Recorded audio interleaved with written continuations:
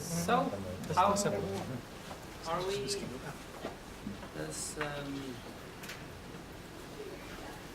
So, I'll take this in English for you.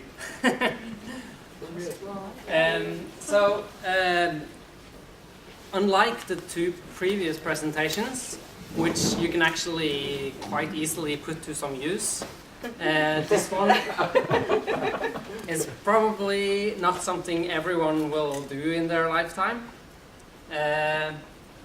What? What the hell? What the hell? I'm going to make it short anyway. So it's actually about Multisite, and it's about a little bit strange setup with Multisite. As I said earlier to someone here, Multisite is maybe not used by a lot of people. This is the set of WordPress users, and then this is the set of Multisite users.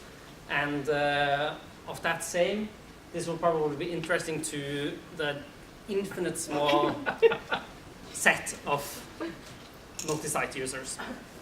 But it's a bit interesting because it also it was more interesting. I get more feedback on this than I actually thought I would have gotten in the beginning. So what do I actually wanted to do when I started looking into this? I wanted to run a site on example.com. Obviously not that place, but it should do for this presentation. And I wanted to have lots of blogs on subdomains, so like myblog.example.com, etc. And some with their own domains. And I didn't want to have WordPress on the main site, because on the main site I had something different already. So, the reason why you want to do that is because your website might not really be a site. It might actually be like a web application or something like that, or a legacy system, or a better suited CMS for the main site. Which the canonical example for is actually like newspapers. You wouldn't want vg.no to run on a WordPress site, I guess. Yeah, or if we were doing that, you would need a lot of hacking. So that sounds easy. How do you do it? You start searching on Google, and that's what I did. And that's actually where this started becoming interesting, because I didn't find anything. Yes? Is this vector graphics? No, this is actually a JPEG. Okay. It could have been vector graphics because I'm running it on Opera, and it takes SVGs out of the box. But yeah. Cool. That's cool. Yeah, it probably is vector graphics, but it's actually pixelated into a JPEG. Yeah. So I searched for Google. I used lots and lots of time on it. I didn't actually find anything for hours and hours to the end. So I became sad.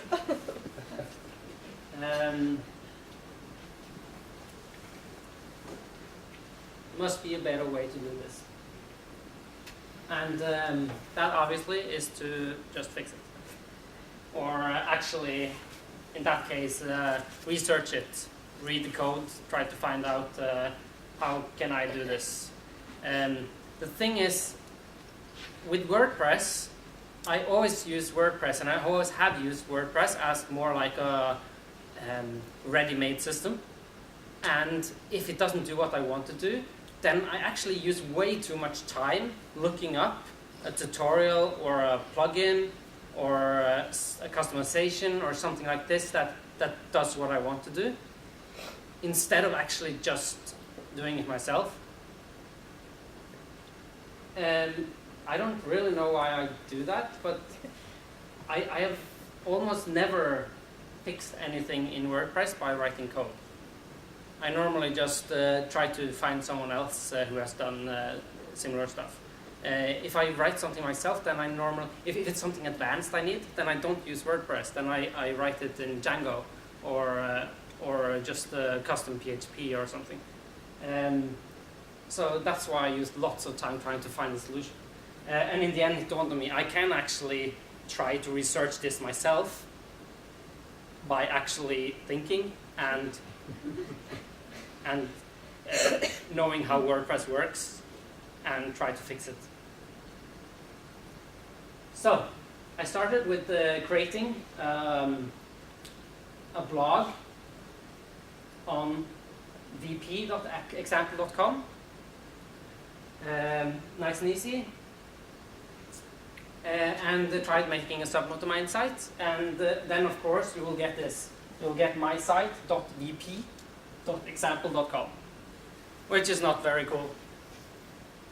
It looks kind of sloppy. So of course you would have to go further. Yeah, it's ugly. So you can change the blog address directly inside of WordPress. When on the My Site, you can go in and you can take away the WP, and that actually works. So are we finished? No, I can't log in.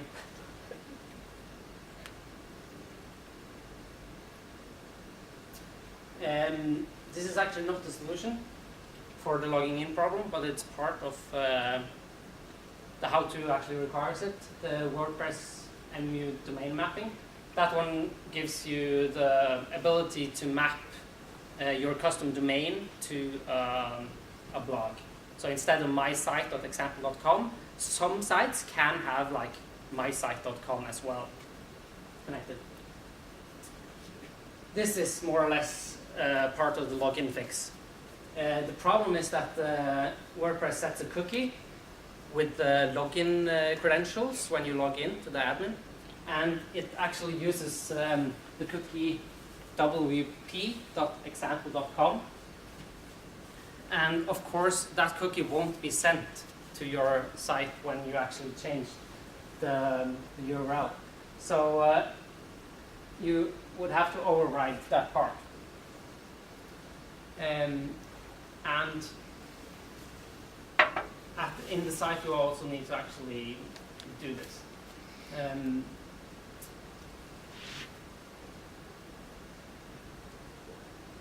At this point, the site will actually work and you can log in. The problem is that every time you make a new blog, you would have to take away the extra WP, and every email that WordPress actually sends out will always have this extra WP, because WordPress thinks that that's where the subdomain install actually is at. So I also wrote a small plugin which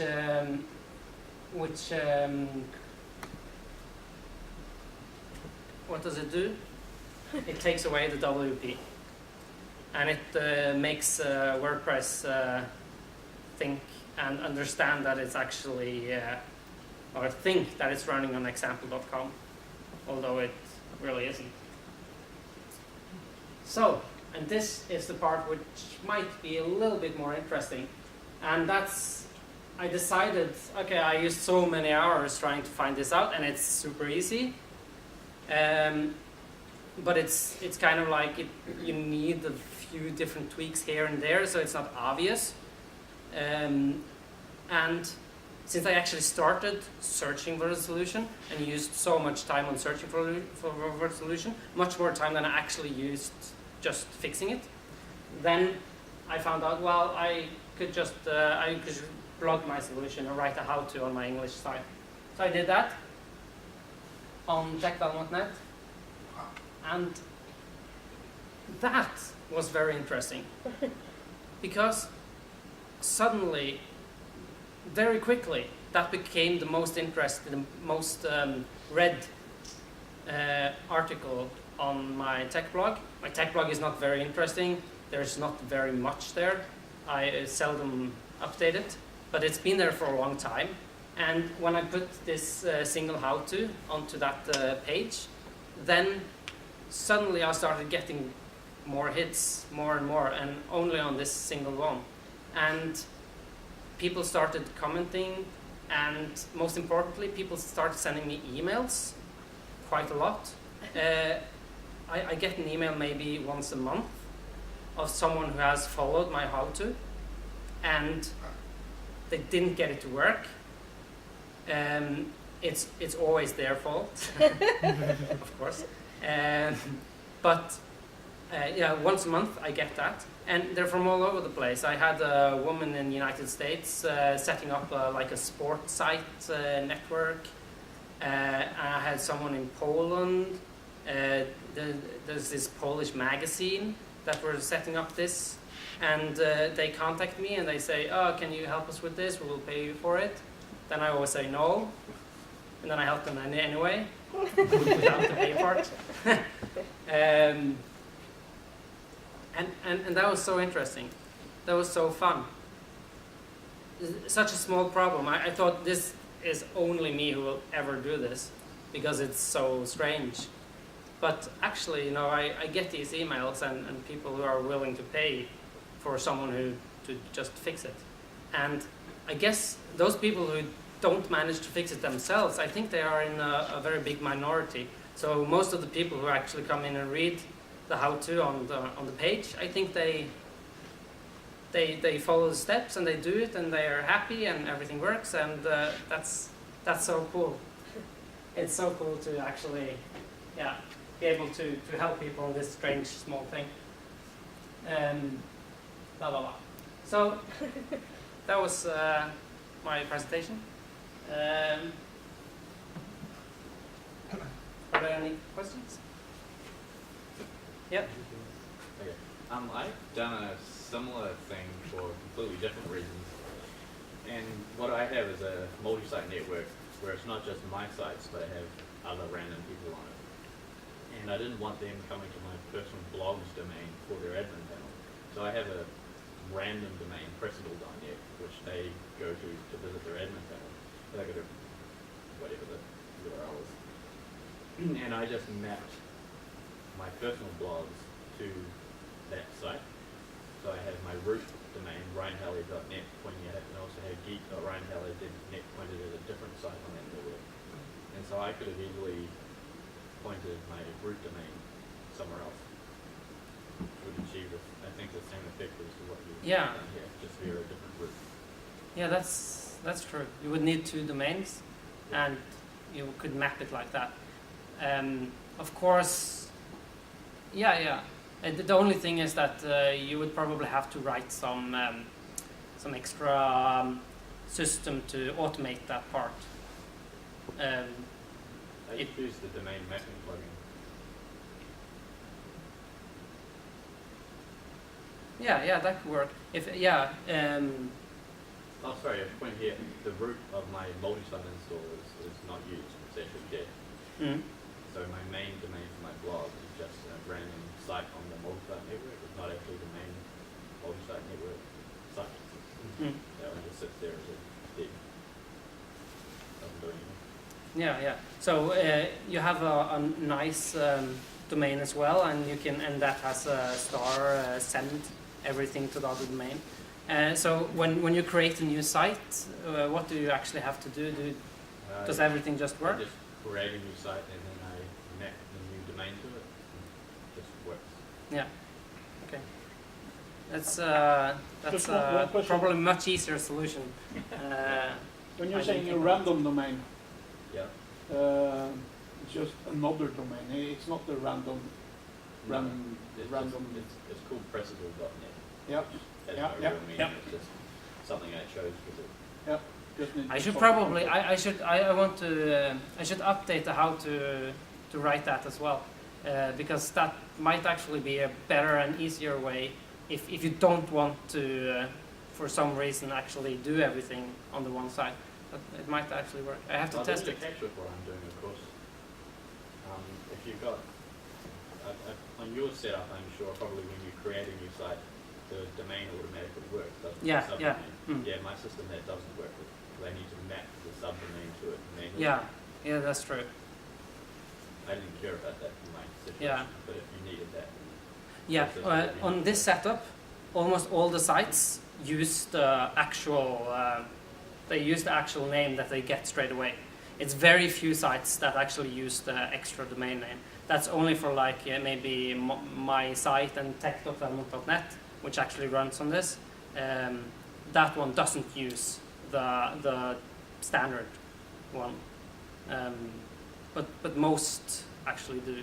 And part of the reason it should be. I wanted this to be so easy that I could just give it to someone else and they could do everything. I didn't have to do anything for them to create new sites. Yeah. Can you explain what your plugin does then? I don't quite remember. No, it's Or just show up the tutorial maybe or something. Because I've done it before, and my understanding is that all you have to do was to change the WP sites table in WordPress database, and that's it. And then you would be able to run this setup without any plugins, without domain mapping. The only thing you would need to do is set the cookie domain to an empty string.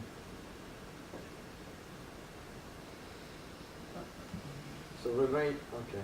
No. So what it does, it removes the subdomain, right? yeah. Okay. So what does it do? Yeah, it automates what you want. It automates changing the site name when you create the new blog, and it also has a filter where it changes the notification email and I guess a few other emails. So it's very short.